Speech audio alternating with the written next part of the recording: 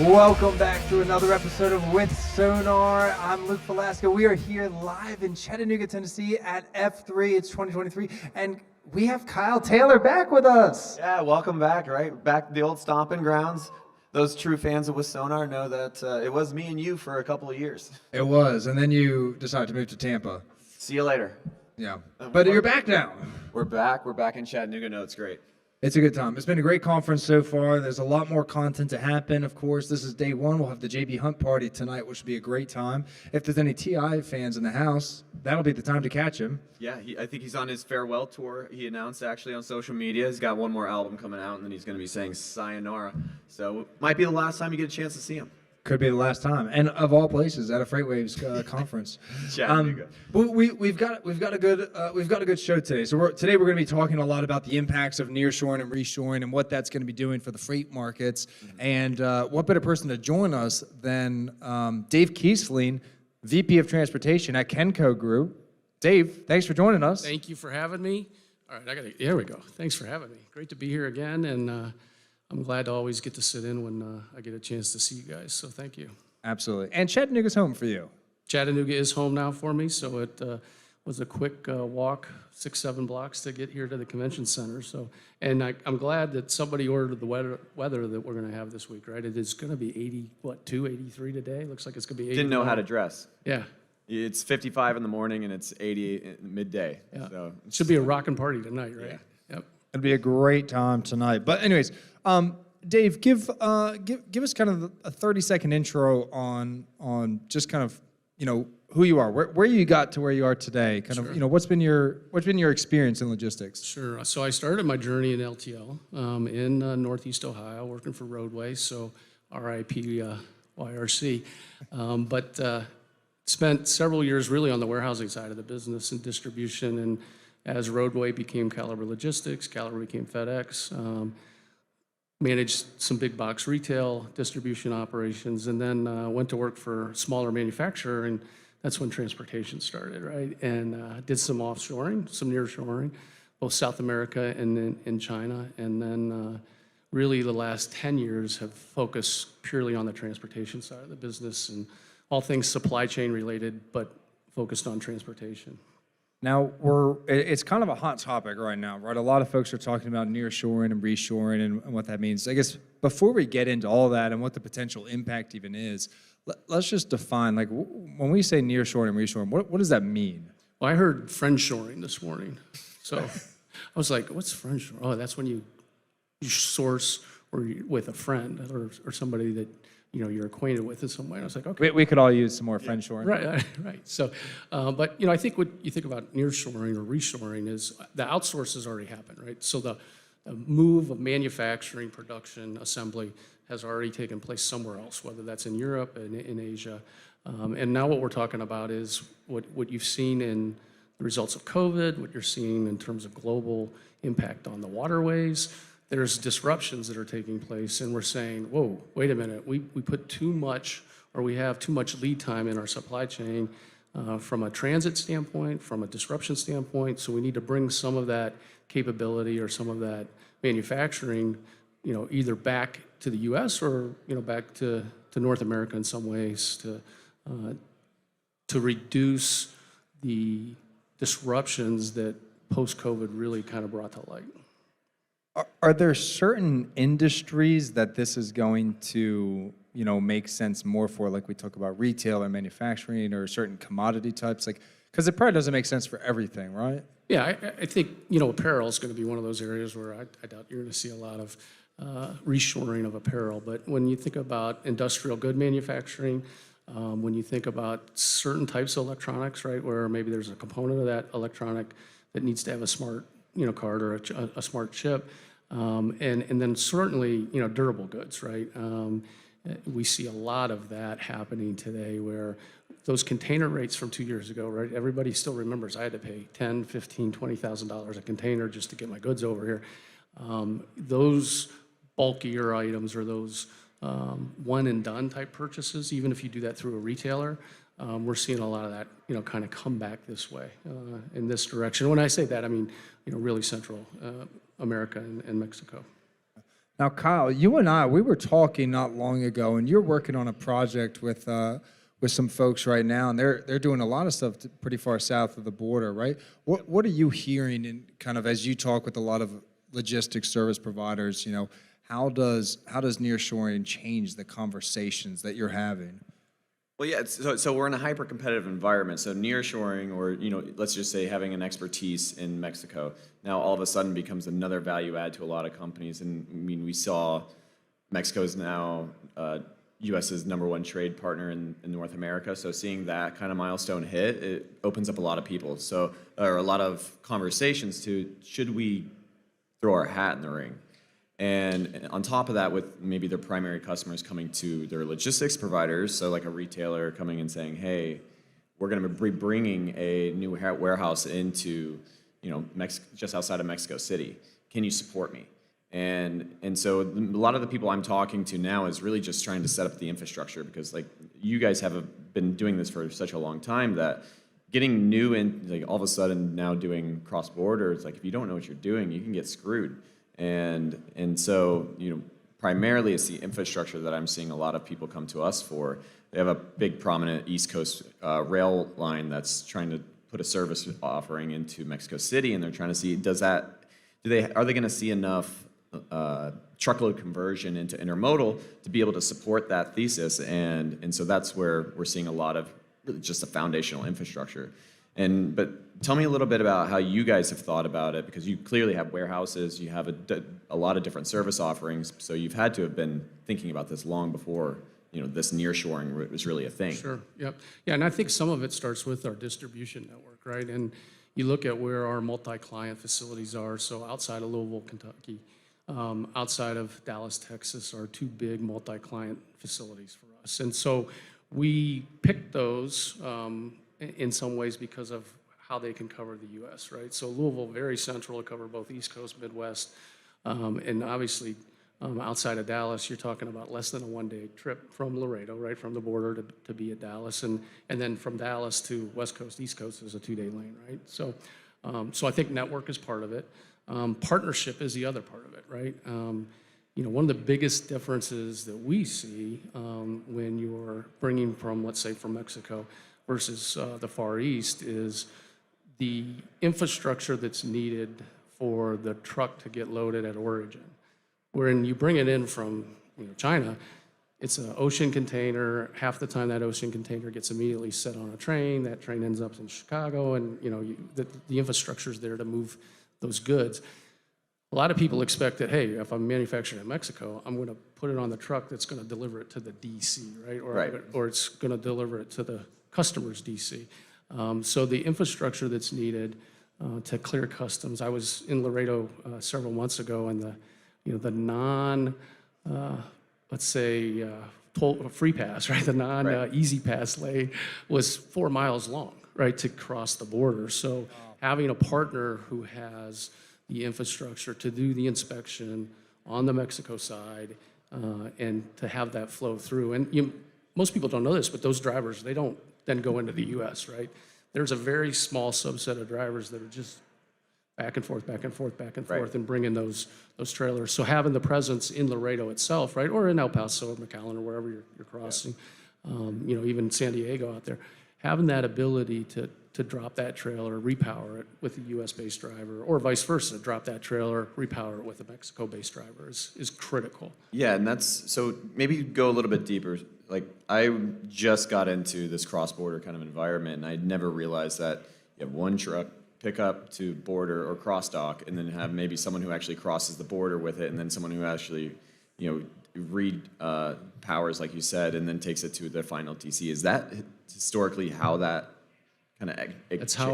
That's historically how it works, and that's why you see this is for bigger players, right? So there's trailer interchange agreements. There's larger carriers providing a lot of that capacity. Where 2 years ago, when there was 50 ships waiting to get unloaded in LA, every small mom and pop carrier, every owner operator, they could go to LA, they could get a load tomorrow, right? And they could pick it off a load board and move that out of one of those cross docks or flow through centers. So the the type of carrier that's providing that capacity, as we move forward, we think is going to continue to be a carrier with a larger group of assets. So there are some barriers to entry associated with, or some challenges to being a partner to make sure that you have the capacity to handle this new kind of reshoring activity.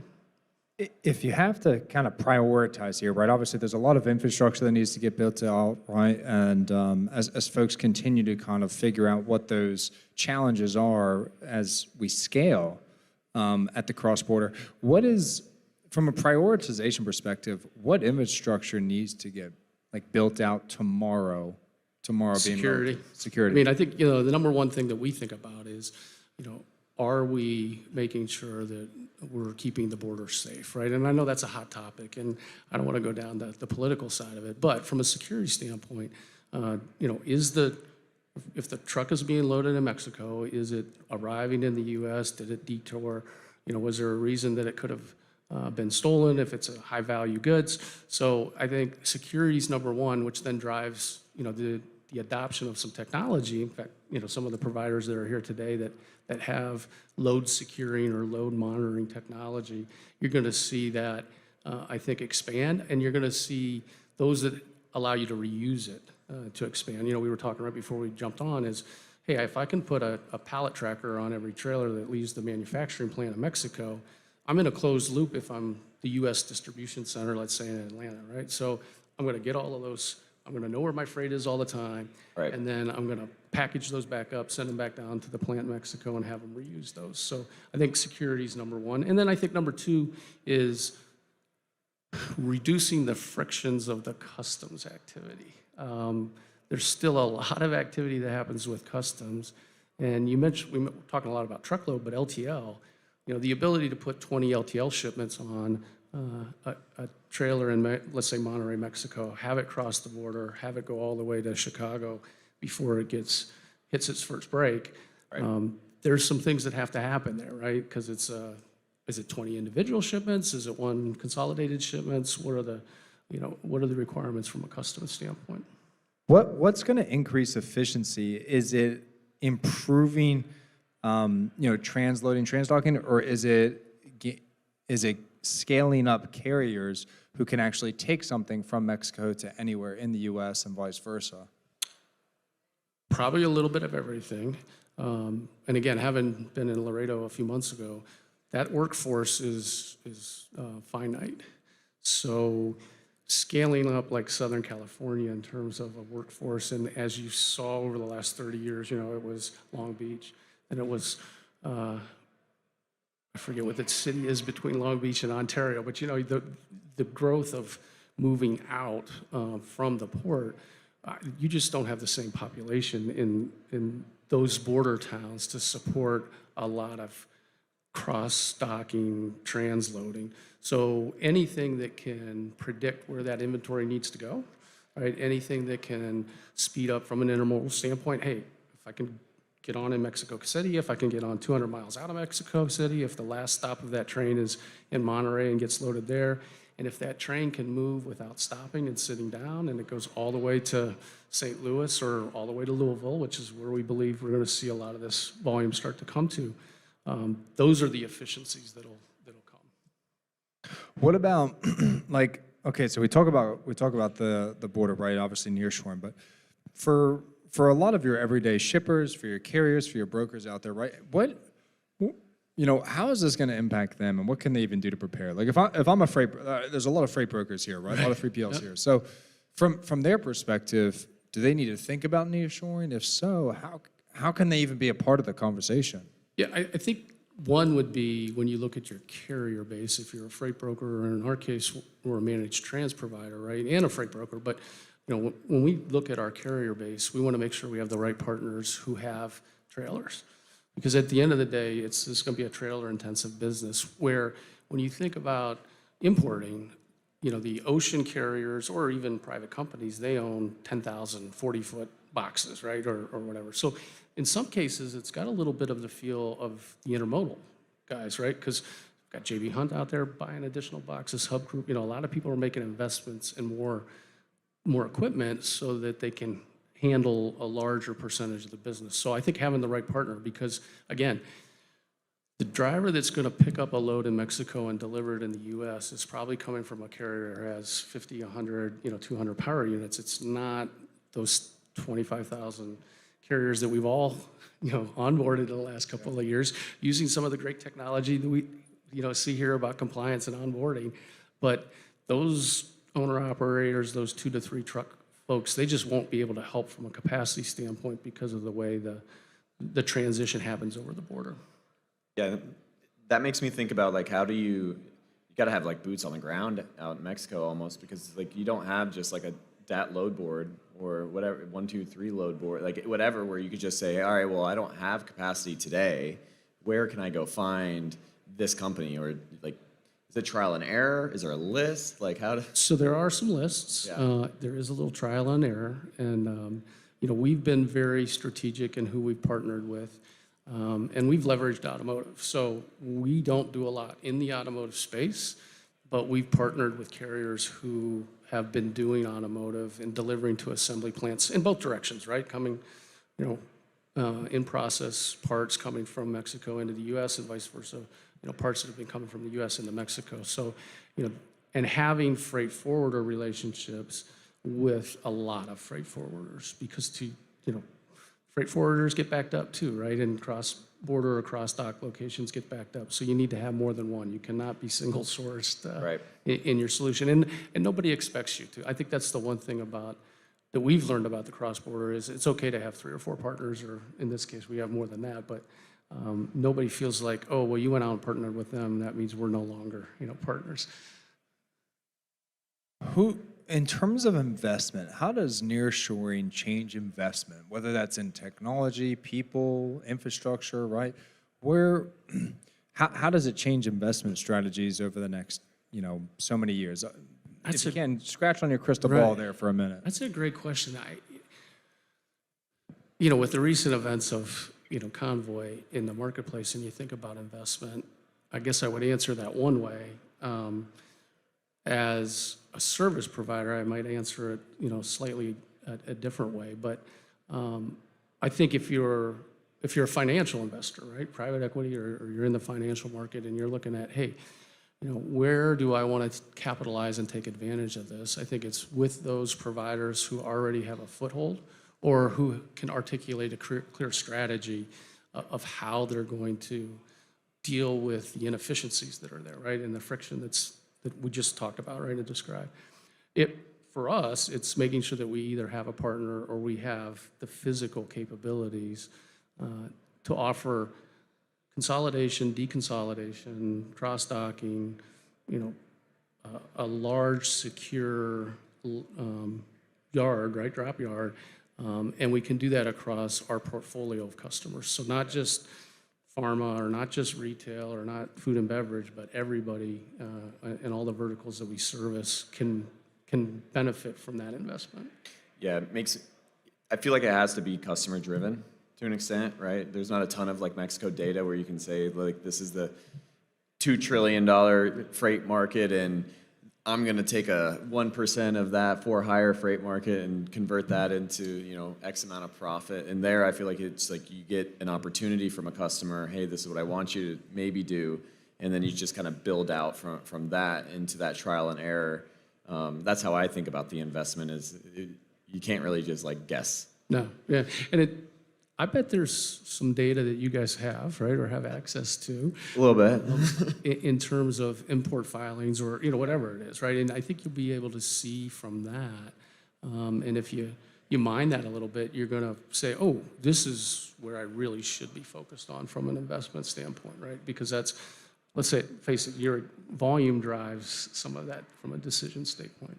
All right, let's go off topic for just a minute, okay? So we've only got 5 minutes left, so we need to be conservative here. But this is the Future of Freight Festival, so we got to talk about the future of freight. What is the future of freight, right? From either from a technology perspective or whatever. So the way to answer this question, kind of give me your idea of where do you see the freight markets changing over the next 5 to 10 years? Again, this is fun. We're just guessing here. None of us know. But where do you see the freight markets changing? And how do you see technology playing a role in that? How does technology shift the industry?